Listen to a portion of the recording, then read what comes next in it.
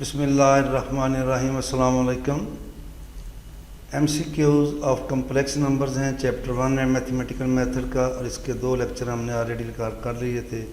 आज इसका पार्ट 3 है, और पार्ट 3 का हम आगाज़ करेंगे क्वेश्चन नंबर 21 से, और इसमें है if g is equal to x plus eta y then e g mod किसके इक्वल होगा।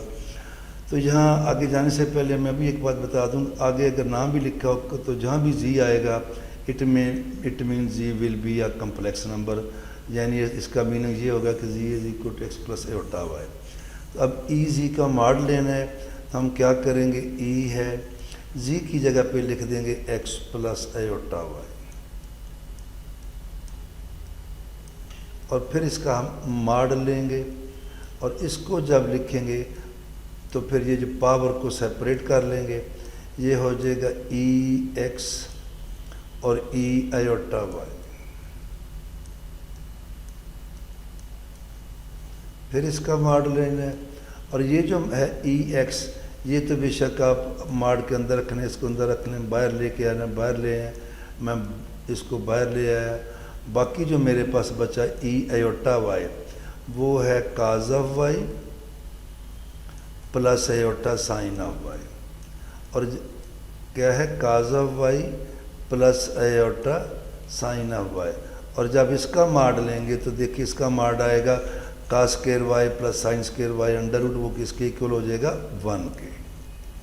तो ये आ गया हमारे पास ई एक्स इनटू ये आ जाएगा ये 1, तो इसका correct answer is C part.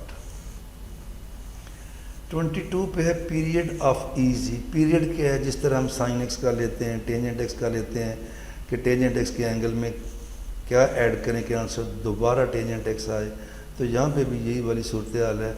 अगर हम लेते हैं ई जी, और अगर जी में मैं पाई ऐड कर देता हूँ प्लस पाई, तो ये दोबारा जो है ई जी नहीं आएगा, ये आ जाएगा ई जी इनटू ई पाई।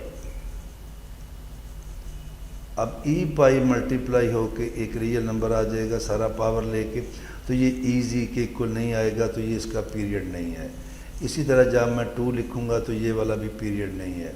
अब इन दोनों में से एक आंसर है, तो अगर मैं ये लेता हूँ ई जी प्लस इस पाई आयोटा, प्लस क्या है पाई आयोटा, तो जिस तरह हमने अभी अलग-अलग किया क्वेश्चन नंबर 21 में, इसे भी करेंगे ई जी, और इनटू हम करेंगे ई पाई आयोटा। अब ई पाई आयोटा जैसे हमने वो पहले पढ़ा था, इसको अलग-अलग काज और साइन में कन्वर्ट कर देंगे आइलर फार्मूला, तो ये हो जाएगा हमारे पास काज ऑफ पाई, और प्लस मेरे पास आ जाएगा आयोटा साइन ऑफ पाई।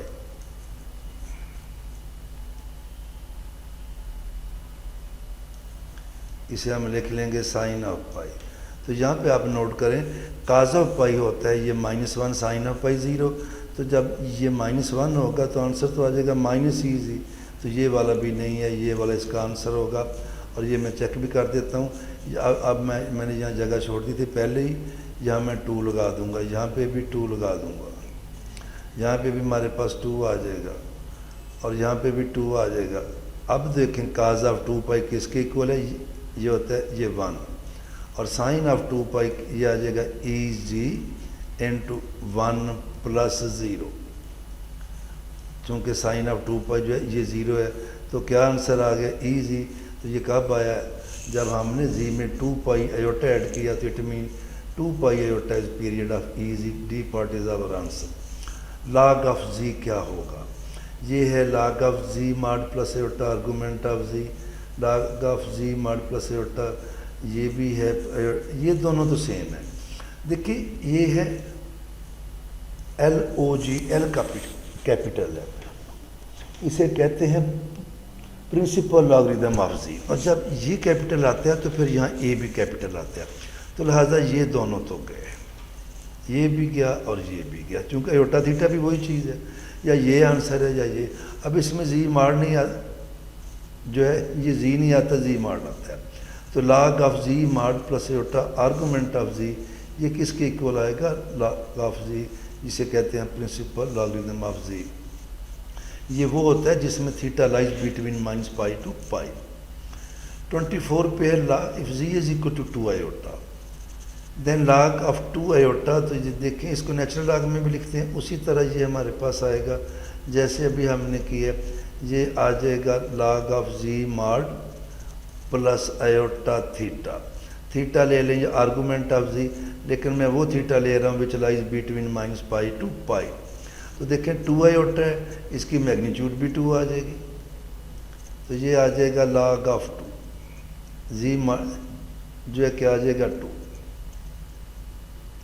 तो ये भी 2 है, ये भी 2 है, ये दोनों ऑप्शन में ये तो गए, प्लस आयोटा थीटा। अब आयोटा को हम पोलर फॉर्म में कन्वर्ट करेंगे। ये 2 आयोटा को 2 कॉमन ले लिए, 2 आयोटा को ले लें या खाली आयोटा को ले लें। जब 2 कॉमन लेंगे 2 आ जाएगा ये बाहर, आयोटा की पोलर फॉर्म आ जाएगी cos ऑफ π/2 और प्लस आएगा मेरे पास आयोटा साइन ऑफ π/2।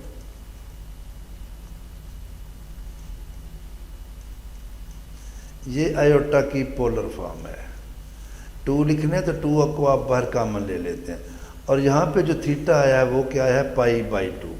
क्या है ये π/2, तो ये हमारे पास आ जाएगा आयोटा π/2, और ये कहाँ लाई करता है, which lies at a part log of 2 plus π/2 iota. ये आंसर है। और इसी से रिलेटेड जो है अगला क्वेश्चन है, इसमें है जी इज इक्वल टू 2 आयोटा, उसमें है जी इज इक्वल टू आयोटा।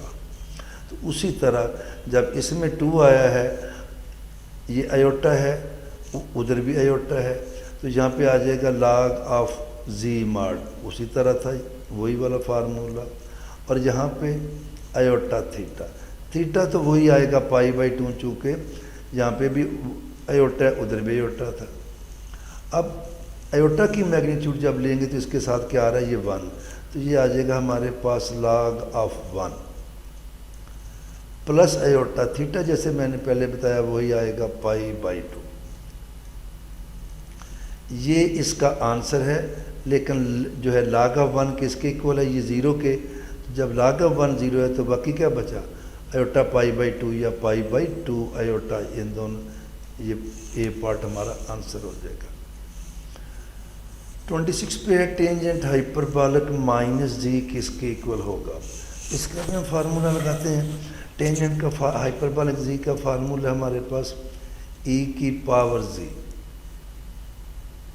लेकिन जब टेंजेंट हाइपरबॉलिक लेंगे ये -g, तो g की जगह पे माइनस आ जाएगा। फिर आता है e की पावर -g, तो वो हो जाएगा -g, और डिवाइडेड भी ये सारा ही आएगा, बीच में साइन आपको पता चेंज हो जाता है, तो ये हो जाएगा e -g प्लस e की पावर -g। इसे फिर हम कर लेंगे this is equal to e की पावर -g,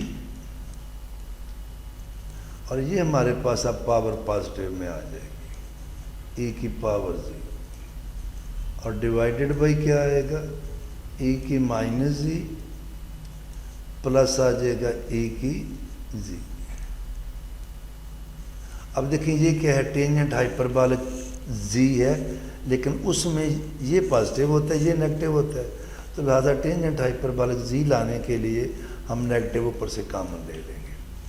जब नेगेटिव कॉमन लेंगे, जो नेगेटिव है वो पॉजिटिव हो जाएगा, और जो पॉजिटिव है वो नेगेटिव हो जाएगा। तो ये आ जाएगा EG माइनस E आएगा हमारे पास। और इसी तरह जब नीचे आएंगे, ये पहले लिख लें जरा तरतीब, वही वाली हो जाएगी। तो EG प्लस E। तो देखें ये क्या है, ये सारा है टेंजेंट हाइपरबॉलिक जी, साथ इसके नेगेटिव आ रहा है, आंसर इसका बन जाएगा सी पार्ट। 24 पे है cos हाइपरबॉलिक आयोटा जी। अब जिस तरह हमने अभी साइन का फार्मूला लगाया, तो cos हाइपरबॉलिक जी का फार्मूला होता है ये e की पावर, जब cos हाइपरबॉलिक जी लेते हैं तो e की जी लेते हैं। अब आयोटा जी है तो ये आ जाएगा आयोटा जी प्लस आएगा ई की पावर माइनस आयोटा जी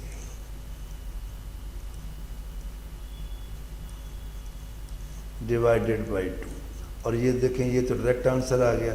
ये किसका फार्मूला है, ये किसके इक्वल है, काज ऑफ जी के। तो इसका आंसर क्या आ जाएगा, काज ऑफ जी। 28 पे if g is equal to x plus eta y then cos of ji bar. ये 4 ऑप्शन है, काज ऑफ जी, काज ऑफ जी बार। अब इसकी कैलकुलेशन तो काफ़ी लेंथी है, इसको तोड़ेंगे। मैं अभी आपको इतना बता देता हूँ कि ये देखें, ये काज ऑफ जी बार जो है ये होता है हमारे पास काज ऑफ जी बार। इसी तरह साइन ऑफ जी टोटल का बार बराबर होता है sine of ji bar. Tangent of g total का बार यानी कॉन्जुगेट बराबर होता है टेंजेंट ऑफ जी। इसका आंसर इज बी पार्ट। अगर आप इसको सॉल्व करेंगे तो वो फिर जो है यहाँ तो थोड़ी सी प्रॉब्लम आएगी, समझाने में काफ़ी टाइम लगेगा। आप ये जो है ये z is equal to x plus eta y, तो जी का कॉन्जुगेट आएगा एक्स माइनस एटा वाई। आप खुद इसको करेंगे, इसको आप एक्सपेंड करेंगे, फार्मूला लगेगा cos of alpha minus beta. ये आएगा cos of x cos of eta y plus sine of x sine of eta y. फिर एटा को ख़त्म करेंगे हाइपरबोलिक के फार्मूले से, फिर कॉन्जुगेट लेंगे। तो इतने लंबे प्रोसेस की बजाय आप याद रखिए cos of ji bar is equal to cos of z का बार। फिर है हमारे पास 29 पे है if omega is equal to ये W is equal to rho cos alpha plus eta sine alpha is nth root of z. तो फिर इन 4 में से कौन सा ऑप्शन होगा। तो देखें जब ओमेगा nth रूट ऑफ जी है तो इसे हम लिखेंगे ओमेगा की या w की power n is equal to z. फिर ये nth रूट होगा। और जब w की n इसकी पावर n लेंगे तो फिर इस सारे, अगर मैं इसकी पावर n लेता हूँ तो इस सारे की पावर भी n लेंगे। और जब इस सारे की पावर n लेंगे तो ये अलहदा हो जाएगा रो की पावर n काज alpha plus eta sine alpha की पावर n। ये सारी ये n था। तो जब रो की n होगी काज alpha plus eta sine alpha n में, तो वो लग जाएगा डी मोवर थ्योरम। बाकी बचेगा इधर आएगा ये रो की n और इधर आ रहा है, चूँकि ये दोनों इक्वल है, ये इक्वल है। तो मैं इधर लिख देता हूँ आपको, ये आएगा रो n और फार्मूला भी मैं लगा देता हूँ काज ऑफ, अभी इसमें 2 पाई ऐड करें, इसको ऐसे ही लिखें cause of alpha plus eta sign of alpha की पावर n। और ये किसके इक्वल आएगा, ये आएगा r काज थीटा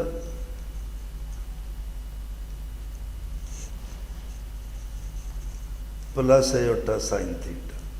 अब जब इसको कंपेयर करेंगे डी मोवर थ्योरम लगाने के बाद, तो ये दोनों आपस में इक्वल होंगे और बाकी एंगल आपस में।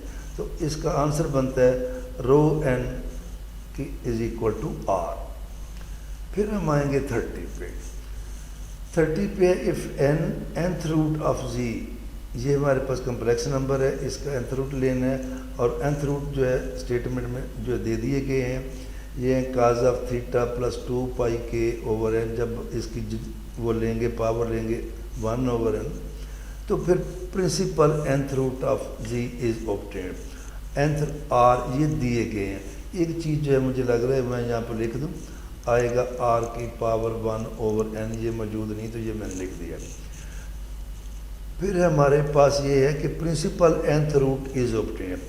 इन रूट्स में जो n रूट हैं, इनमें एक रूट ऐसा है जिसे प्रिंसिपल nth रूट कहते हैं। और वो क्या होगा, वो होगा जब theta lies between -pi to pi, और वो उस वक्त ऑब्टेन्ड होता है when k is equal to 0। कब ऑब्टेन्ड होगा, जब k 0 लेंगे तो फिर जो रूट आएगा उस रूट को हम क्या कहते हैं, principal nth root of z। और एंड पे thank you for watching math learners. Allah ताला आपका हामी और नसर हो। खुदा।